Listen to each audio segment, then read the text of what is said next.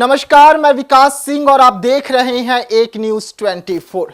Power star Pawan Singh, जी हां, वही पवन सिंह जो सांसद बनना चाहते हैं, लेकिन इन दिनों वो सुर्खियों में है। सुर्खियों में रहने का कारण है कि वो लगातार चैनलों पर आकर इंटरव्यू दे रहे हैं, लगातार इंटरव्यू दे रहे हैं, जिसमें वो फूट फूट कर रो रहे हैं। और रो भी किसके लिए रहे हैं? अपनी धर्म पत्नी। अब उनकी तो दो पत्नी। अब ये समझ में दर्शकों को नहीं आ रहा है कि किसके लिए रो रहे हैं, किसे भगवान मान रहे हैं, किसे देवी मान रहे हैं। तो आज तमाम मुद्दों पर हम बात करेंगे और तमाम मुद्दों से पवन सिंह किस पत्नी के लिए रो रहे थे हम वो भी राज बताएंगे।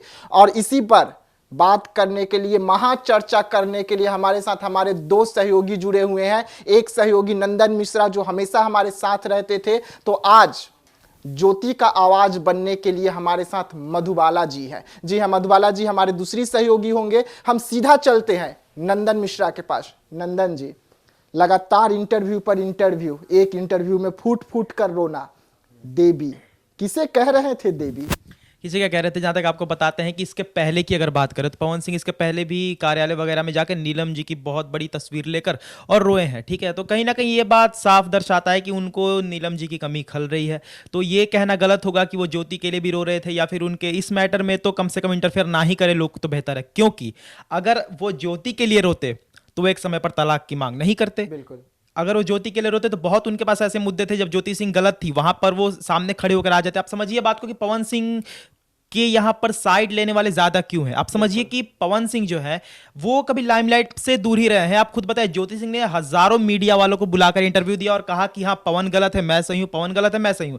पवन सिंह ने कितने मीडिया वालों को बुलाया? नहीं तो ठीक है, उस समय नहीं बुलाया, लेकिन अब तो मीडिया वाले के पास वो खुद जा रहे हैं। अब तो स्टूडियो पवन सिंह घूमने लग गए। अब तो मुद्दा अलग है ना। अब ज्योति के मुद्दे पर तो वो नहीं गए, अब गए हैं पॉलिटिकल मुद्दे पर। कहीं ना कहीं अगर किसी को टिकट चाहिए होता है, किसी को पार्टी ज्वाइन करने होता है तो वो इंटरव्यू देगा ही। बिना इंटरव्यू के कोई एक लीडर बताइए ना जो आगे बढ़ाओ। इंटरव्यू देना तो जायज, अगर इंटरव्यू बंदा नहीं देगा तो सामने वाला आदमी समझेगा कैसे कि वो पॉलिटिक्स में आना चाहता है। अगर हमें अपनी छवि को अच्छा दिखाना चाहते हैं, कहीं ना कहीं समझिए पवन सिंह की जो छवि थी इन दिनों खराब हो चुकी थी, बहुत कारणों से उनके पर्सनल मैटर की वजह से खराब हो चुकी थी। और उन्हें अगर पॉलिटिक्स में जाना है तो अपनी छवि को बेहतर करना होगा। तो बेहतर करने के लिए वो इंटरव्यू दे रहे हैं और बीबी की तस्वीर दिखाकर कह रहे हैं कि फूट फूट कर रोकर, हाँ, और कह रहे हैं कि ये हमारे लगी देवी था। उसे हम सिंपैथी कह सकते हैं। यहां पर हम एक साइड में ना जाए तो उसे हम सिंपैथी कह सकते हैं कि अगर हम नीलम सिंह के लिए अब रोएंगे तो हमें सिंपैथी मिलेगी और लोग समझेंगे कि पवन सिंह के दिल में अभी भी कहीं ना कहीं नीलम है, तो पवन सिंह को हम वोट देंगे। अच्छा, तो ठीक है, नीलम थी अगर उनके दिल में, नीलम को इस दुनिया से जाने के बाद भी, तो फिर ज्योति को क्यों लेके आ गए घर में? कहीं ना कहीं उनकी माँ है, ठीक है। आपने सुना भी होगा उनकी माँ की ख्वाहिश थी कि उन्होंने लाइव आकर कहा भी था कि हम पवन के लड़का खिला नहीं था हमारी जिंदगी सफल हो। उनके पापा ने भी कहा था, पापा तो अब दुनिया में नहीं रहे, मम्मी थी। तो कहीं ना कहीं माँ के प्रेशर में आकर उन्होंने, क्योंकि उनको घरेलू बहू चाहिए थी, उस समय अक्षरा के साथ पवन सिंह थे, लेकिन अक्षरा से पवन सिंह शादी इसलिए नहीं करना चाहते थे क्योंकि अक्षरा घरेलू महिला नहीं थी और घरेलू महिला उनके नजर में ज्योति लगी। तो उन्होंने कहा कि पवन सिंह को कि दोबारा तुम शादी कर लो ज्योति से, काम सही हो जाएगा। ठीक है, ठीक है। अच्छा, मधुबाला जी, आप खुद एक लड़की हैं, हाँ, आप ज़्यादा लड़कियों को समझती होगी। अभी का स्थिति हम बोले तो पवन सिंह का वो तस्वीर लेकर रोना आप कैसे देख रही है? मैं एक लड़की हूँ और अगर मैं अपनी तरफ से देखूँ तो बहुत मुझे शर्म आती है कि वो कल एक इंटरव्यू में रो रहे थे, अपनी पहली बीवी की तस्वीर दिखा रहे थे। वो सिंपैथी चाहते हैं एक्चुअली में, कि उन्हें बहुत ज़्यादा दुख हुआ कि उनकी बीवी मर चुकी है, वो तस्वीर सबको दिखा रहे हैं। तो मेरा मानना है कि आप आज रो रहे हो, आज आप उसे देवी साबित कर रहे हो। काश आप उसे मरने ना दिए होते, काश नीलम मजबूर होके फांसी नहीं लगाई होती। मेरा मानना है कि जैसे नीलम तो मर चुकी हैं, तो अब जब वो ज्योति के साथ ऐसा कर रहे हैं तो वो ज्योति के साथ ना करें, क्योंकि ज्योति तो घर छोड़ के जा चुकी हैं।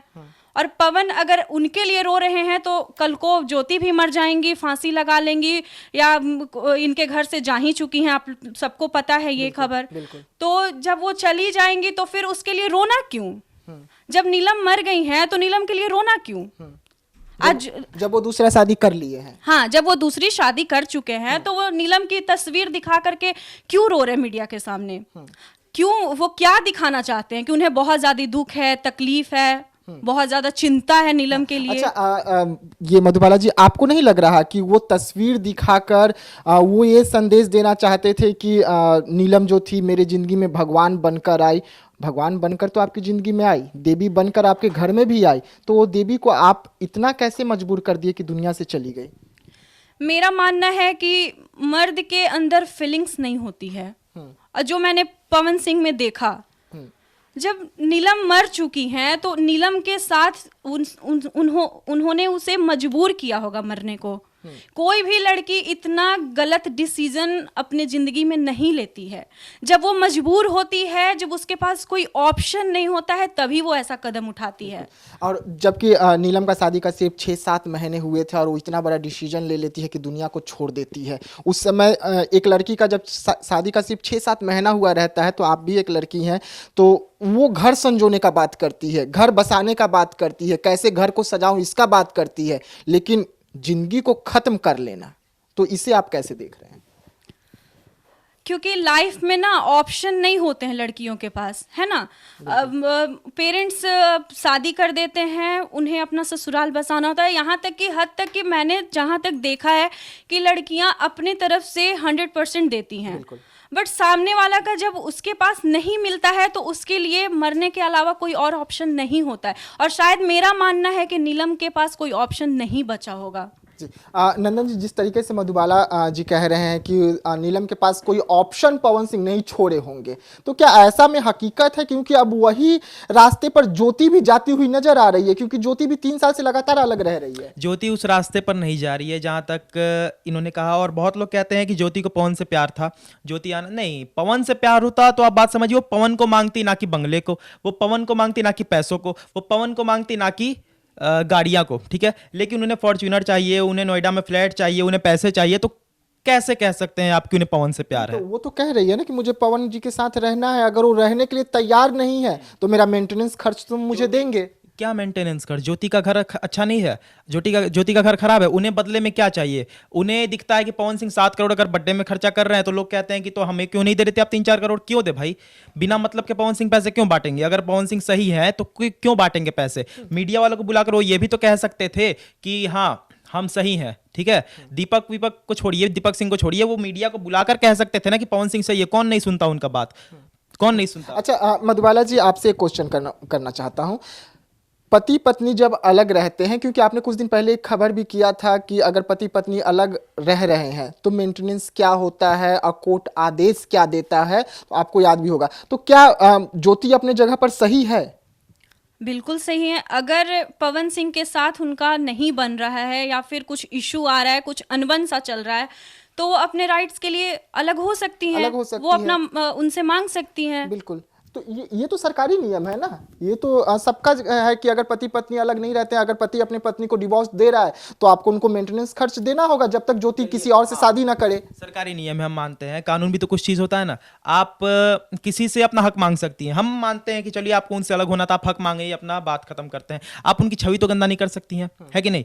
वो कहती है कि अक्षरा के पेट में पवन का बच्चा था, ये किस हद तक सही है? आप उनके पहले की लाइफ में क्यों घुस रही हैं? पेट में आपको किसी मतलब कि वो कहती हैं कि अक्षरा के पेट में बच्चा था, ठीक है। पवन सिंह ने भी तो कहा ना कोर्ट में खड़े होकर कि ज्योति जब मेरे यहाँ शादी करके आई तो ज्योति के पेट में गोलियों का दाग था। तो पवन सिंह कैसे कह सकते हैं किसी लड़की के बारे में कि उनके पेट में गोलियों का दाग है? तो ज्योति ने कहा कि अक्षरा इनकी बच्चे की मां बनने वाली थी। हमने तो ऐसा नहीं कहा कि पवन सिंह दूध के धुले हुए हैं। हमने कहा कि ज्योति भी दूध की धुली हुई नहीं है, ठीक है। जिस तरीके से वो कहती है कि अक्षरा के पेट में पवन का बच्चा था, तो तुम देखने गई थी, तुम्हारे पास किसी डॉक्टर ने फोन किया था कि हाँ अक्षरा के पेट में पवन का बच्चा, या अक्षरा ने खुद आकर कहा था कि पवन का बच्चा मेरे पेट में, या पवन ने खुद कहा था, है ना यहाँ पे बात? तो समझिए बात को, जिस तरीके से पवन को टारगेट किया जा रहा है, पवन सिंह उनके नाम के चलते टारगेट किया जा रहा है, ठीक है। नाम उनका अच्छा खासा है और उसी नाम को सेव करने के लिए जो छवि उनकी खराब की गई थी, उसी छवि को सही करने के लिए वो अब आकर इंटरव्यूज दे रहे हैं इनडायरेक्टली, क्योंकि उन्हें पॉलिटिक्स में भी जाना है। अच्छा, मतलब पवन सिंह एक पावर स्टार, एक सुपर स्टार जिन्हें जनता अपने पलकों पर बैठाती है, वो पवन सिंह को एक ज्योति सी मामूली सी पिद्दी सी ज्योति है इतना मजबूर कर दी कि अब पावर स्टार को कैमरे पर आना पड़ रहा है, स्टूडियो घूमना पड़ रहा है, और अपनी पत्नी जो अब इस दुनिया में नहीं है उसका तस्वीर दिखाकर फूट फूट कर रोना पड़ रहा है। रिया चक्रवर्ती को कौन जानता था? बहुत बहुत ज्यादा रेयर कोई जानता था, लेकिन उसने क्या किया? वजह समझिए कि हम ज्यादा डीप में नहीं जाएंगे, आप समझिए। तो जरूरी नहीं होता है कोई पिद्दी सा ही रहे या फिर कोई बड़ा रहे, लेकिन पावर स्टार है उनका नाम, जिसका नाम सबसे ऊंचा होता है उसका नाम खराब बहुत जल्दी हो जाता है, जैसे कि अमिताभ बच्चन का हो गया था रेखा वाले मैटर में, ठीक है। तो जितने बड़े स्टार रहते हैं उनका नाम खराब करने के लिए बस एक छोटी सी गलती होती है उनकी, वही नाम खराब हो जाती है, जो पवन सिंह की हुई। ठीक है। जी हाँ, तो जिस तरीके से पवन सिंह इस वक्त अपनी छवि को सुधारने के लिए कई मीडिया चैनलों का दरवाजा खटखटाए, कई मीडिया चैनलों के स्टूडियो में नजर आए इंटरव्यू देते हुए, ताकि उनका एक साफ छवि बन सके, लेकिन पवन सिंह पर इतने ज्यादा आरोप लगे हुए हैं और महिलाओं का सबसे ज्यादा आरोप है उत्पीड़न का, तो क्या पवन सिंह को इंटरव्यू दे देने से, अपनी पत्नी का तस्वीर सामने कर देने से, अब फूट फूट के रो लेने से क्या उनका छवि जो है वो बेहतर हो जाएगी? क्या जनता उन्हें फिर से चुनाव में भी पलकों पर बैठा लेगी और उन्हें सांसद बना देगी? ये तय आपको करना है। हम आपके लिए ऐसे मुद्दे हमेशा उठाते रहेंगे जो सरोकार रखता है जनता से। तो दीजिएगा इजाजत, धन्यवाद।